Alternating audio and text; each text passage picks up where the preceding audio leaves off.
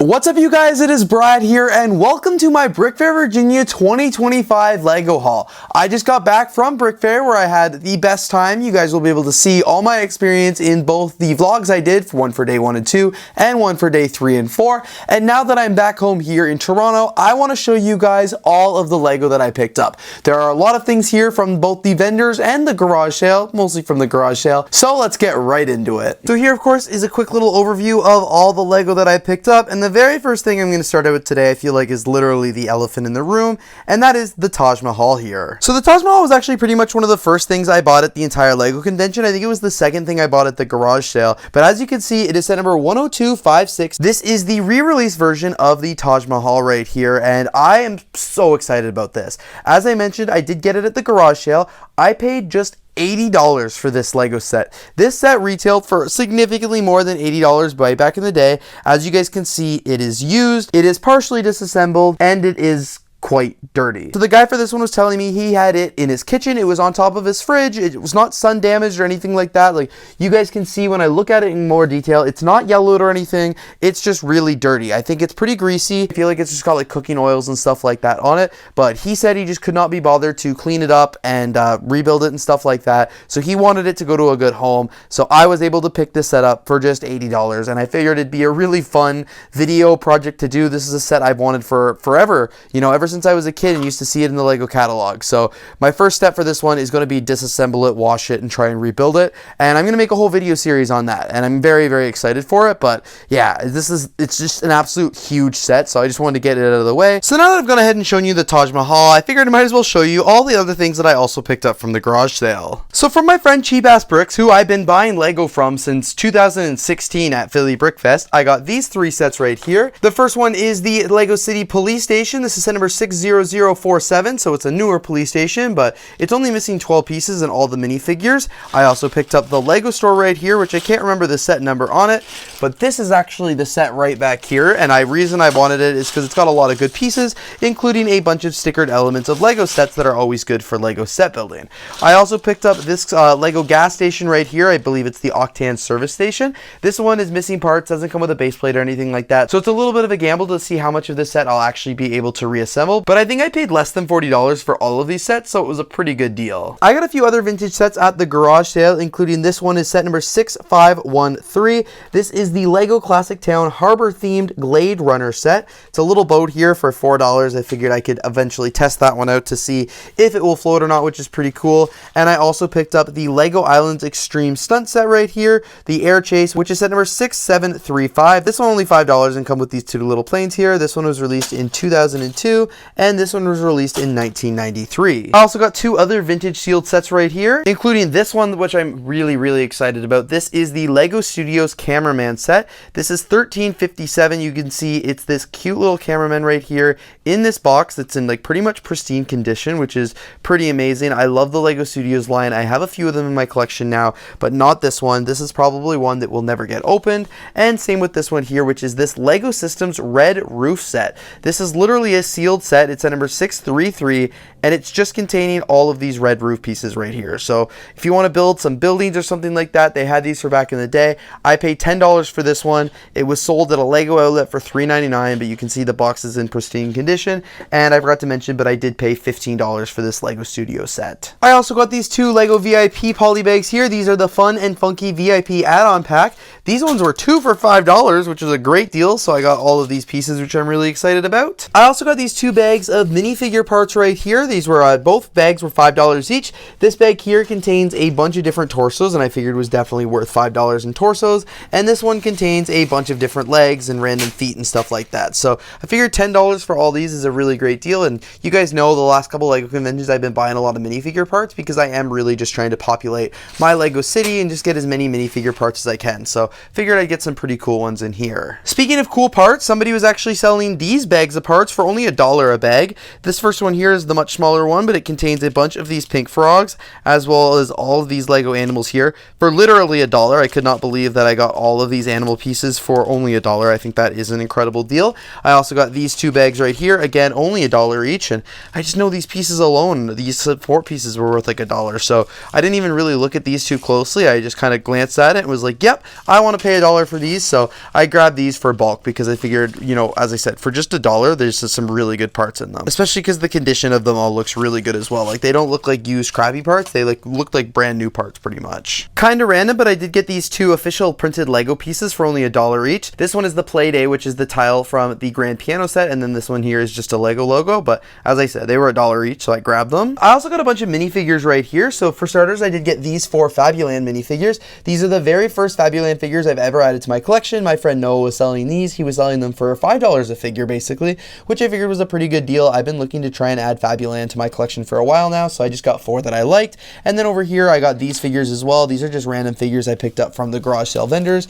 These ones I thought were cool. They're these Lego Space City ones. I think it was $5 for all 3 of them there, which is a good deal. I also got these 2 figures for $10. I've never seen this figure before, so that's why I went ahead and wanted to pick it up, because I thought it would be a cool one to add to the collection. And this one's a cool guy as well as these random ones here. I think this one came with a banana, but I can't find the banana anywhere, and it's like this Johnny Explorer, and this one here. I feel like these were 3 for $5, which is a great deal. From my friend Noah, I also bought this really cool Lego coloring book. This is a very old coloring book here, and I just thought the figures on it looked really cool, and it's in really good condition. And if anything, as I said, I thought this design just looked really cool and could be used for like art or something like that. One guy at the garage sale was selling a couple Citizen Brick products, which are cool. This one is a much older figure right here. This is the Party Enthusiast. You guys can see quite the funny figure. I was really excited to get this one. I wasn't really collecting Citizen Brick back when this one first came out, so it was cool to see this one in really good condition, and I got it for a really good price. I also got, this is hilarious, but I also got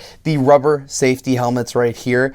These are so funny. Again, these came out, I don't even know when, not in the recent years that I've really been collecting Citizen Brick, but yeah, rubber safety helmets, you kind of know what they are. They go perfectly with the Lego swimmers, so I picked up both of these, I think, for about $50 total, which is really good. A little bit, obviously, it's expensive for 2 different things, but this figure alone goes for like $60 on eBay, so I've never even seen the rubber helmets before, so thrilled to be able to grab both of these from the garage sale. Also from my friend Noah, I did get these Lego Star Wars blasters. I almost bought these from him at Scareback Fan Weekend, but I honestly just forgot. But these are really cool because these are blasters in colors that Lego's never made before, so they are considered Q parts, which are really cool, but really excited to have these in all these different random colors. And last but not least, the last thing I picked up from the garage sale is this Lego tumbler cup. This was only $5. I wasn't going to buy it at first because the Lego logo is kind of messed up, but then I realized if it wasn't messed up, I would never actually use the cup. So because it's in rough shape, I'm actually going to use this, and I'll probably bring this to future Lego conventions. And now I'll show you all the different Lego that I picked up from the vendors. As you guys can see, considerably less from the vendors than the garage sale. So for starters, the first thing that I picked up, the very first thing I bought the entire convention, is this box of bulk Lego right here. One of the vendors was selling these boxes. It was fill a box, $15, with as much Lego that you could put in it. So that's exactly what I did. I got a ton of really cool pieces in here, filled my box to the brim. In fact, it kind of fell open when I was driving home. I was not able to reseal it, but lots of great parts in here just for, you know, having in the collection. So the first thing that I picked up from Eclipse Graphic here were 2 of their custom Lego minifigures. So these are the 2024 election series figures. Obviously, this one here is of Donald Trump, and this one here is of Kamala Harris. These are really cool figures. I wanted to grab these because I've got a bunch of the other presidents or presidential candidates out of Lego, not necessarily from Eclipse Graphics, but I don't have them from the other companies this time, and I actually really like both of these figures. I thought they looked really good, so that's why I wanted to grab them. And I also picked up this bag right here of their custom Lego accessories, these ones specifically of their drinks. I did buy a lot of the drinks while I was in Chicago as well, and that's because I do have a lot of mocks where I'm planning to use a lot of these pieces in my Lego city, so I've just been grabbing a bunch of them every time I go, because to me it's worth it to grab them, and I hopefully continue to use more of them in mocks in the future. Of course, I went to Citizen Brick as well, where I picked up a couple things here. For starters, I did get the Citizen Brick Random Head Mystery Pack. This right here has got 5 random heads in it of the long heads, which I thought would be kind of a fun video to open up, and I picked up a few of their custom printed and custom injected molded elements as well. So I picked up the marriage license right here, as well as the diploma, the Constitution tile, as well as one of their swimmers in one of the colors that I have not picked up yet, this like translucent one or something, you know, this whatever it is. And then I picked up 2 of their new fanny packs packs here as well in these two colors. I wish they had a black fanny pack. That would have been really cool. From BrickTactical here, I did pick up one of his custom Lego minifigures as well. I think this might be one of the first BrickTactical figures I ever got. This is the Secret Service Sniper, which I thought was a really cool figure, especially because I did go to the White House while I was in Washington. And I also picked up one of his custom printed 2x3 tiles here, which is the Parental Advisory Explicit Content tile. I just thought this was kind of funny, and as I said, I've got a lot of BrickTactical products from over the years, but I think this might be my first minifigure from him. And last but not least, from the vendors, I did pick up this whole bag of these Lego minifigure base plates. These were 10 cents each, so this entire bag of 100 base plates was only $10. When you registered for Brickfair, you also got a swag bag as well, so here's a quick little overview of everything. I also did a haul video of this while I was doing my Brickfair vlog, but we got the tote bag right here, which is really cool. I got blue this year. We got our brick badge included on the inside, so there is my badge up here. We also got the recognized AFOL networking event brick, and then Simon Liu gave me this French brick right here, and then obviously BrickLover Brad is my brick down there, so excited about that. I got a couple stickers from my friends here.